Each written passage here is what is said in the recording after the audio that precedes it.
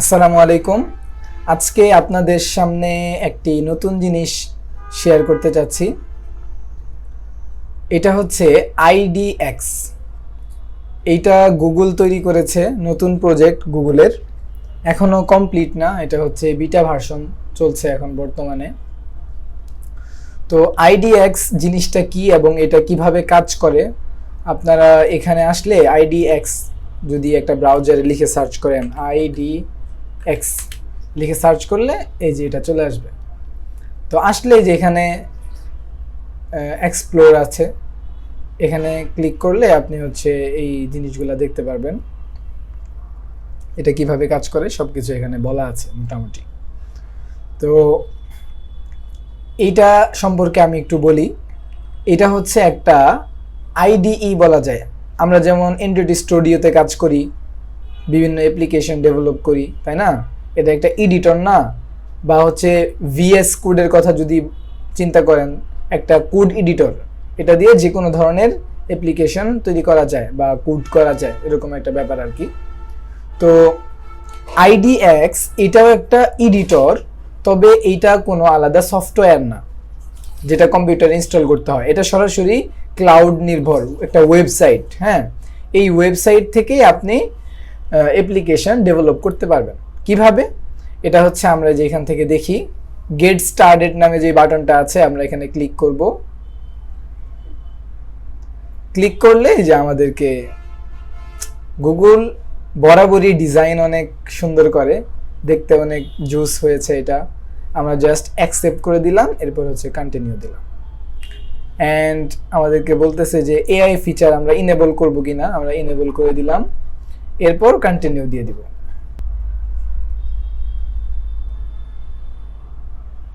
ও আচ্ছা, আমাদেরকে এখানে বলছে যে প্রজেক্টটা লোড হতে পারছে না। কেন? থার্ড পার্টি কুকিজের কারণে এখানে প্রজেক্টটা লোড হতে পারছে না। ওকে, আমরা যদি অন্য একটা জিমেইল থেকে এই জিনিসটা করতে চাই, এই জিমেইল থেকে যদি আমরা এটা করি, IDX এন্টার, অ্যান্ড এখান থেকে যদি আমরা গেট স্টার্টেড করি,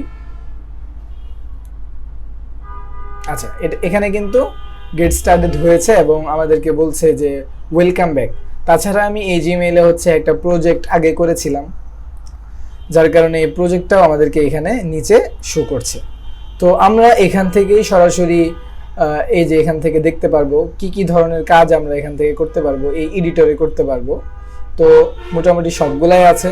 আমরা এখান থেকে ফ্লাটার সিলেক্ট করে দিলাম। ফ্লাটার সিলেক্ট করার পরে এখানে আমাদেরকে অবশ্যই প্রজেক্টের একটা নাম দিতে হবে। তো আমি হচ্ছে নাম দিলাম ফ্লাটার ওয়ার্ল্ড। ফ্লাটার ওয়ার্ল্ড নাম দিলাম, অ্যান্ড যদি আমি ক্রিয়েটে ক্লিক করি,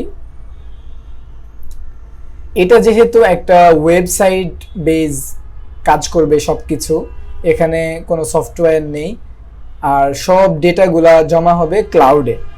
তো এখানে একটু সময় নেবে, প্রজেক্টটা ক্রিয়েট হতে কিছু সময় নেবে।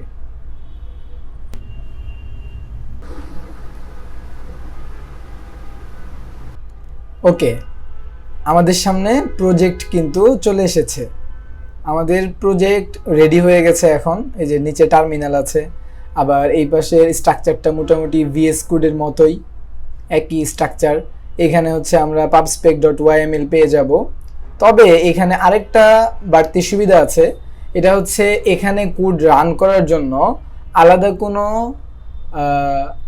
অ্যান্ড্রয়েড ডিভাইস লাগবে না, বা হচ্ছে ইমুলেটর আমরা যেটাতে রান করি, দেখা যায় যে ইমুলেটর রান করলে আমাদের পিসি অনেক ভারী হয়ে যায়, বা র্যাম যদি একটু কম থাকে তাহলে তো কাজই করে না, এরকম প্রবলেম ফেস করি আমরা। তো এইটার ক্ষেত্রে এটা যেহেতু একটা ওয়েবসাইটে হবে, এটা আপনি সরাসরি মোবাইল থেকেও করতে পারবেন, এবং যদি কম্পিউটার থেকে করেন তাহলে খুব ইজিলি কাজগুলো করতে পারবেন। তো প্রজেক্টের প্রাথমিক কাজগুলা সে অটোমেটিক্যালি করে নিচ্ছে। আর এইখানে যে অ্যান্ড্রয়েড এবং ওয়েব, এটা কিন্তু আমাদের সামনে চলে আসছে। যেহেতু আমি প্রথম এখানে প্রজেক্ট করছি তাই একটু সময় নিচ্ছে।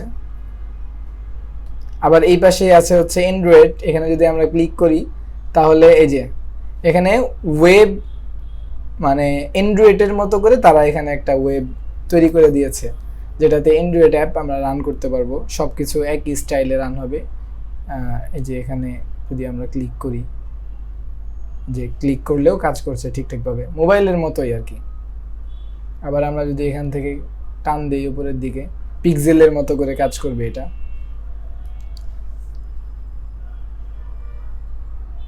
এবং এখানে আরেকটা বিষয় আছে যে আমরা যখন প্রথম একটা প্রজেক্ট এখানে তৈরি করি তখন কিন্তু আমাদের এখানে একটা ডেমো কোড থাকে। তো এই কোডটা এখানে সরাসরি রান হয়ে যাবে, আমাদেরকে রান করতে হবে না আলাদা করে। এই যে রান হয়ে গেছে। এবং আমরা যদি এখান থেকে কোনো একটা চেঞ্জ আনি, যেমন এখান থেকে আমি একটা শব্দ বাদ দিয়ে দিলাম, এই শব্দ কিন্তু এখান থেকে অটোমেটিক্যালি রান হয়ে গেছে এবং খুবই দ্রুত আমাদেরকে কিন্তু পারফরমেন্সটা দিল। তো অনেক ক্ষেত্রে দেখা যাবে যে নেট যদি একটু স্লো থাকে তাহলে একটু স্লো কাজ করবে, আপনার নেট যদি ভালো থাকে ভালো কাজ করবে। তবে আপনারা একদম লো রেঞ্জের পিসিগুলো দিয়েও ভালোভাবে কাজ করতে পারবেন এখানে।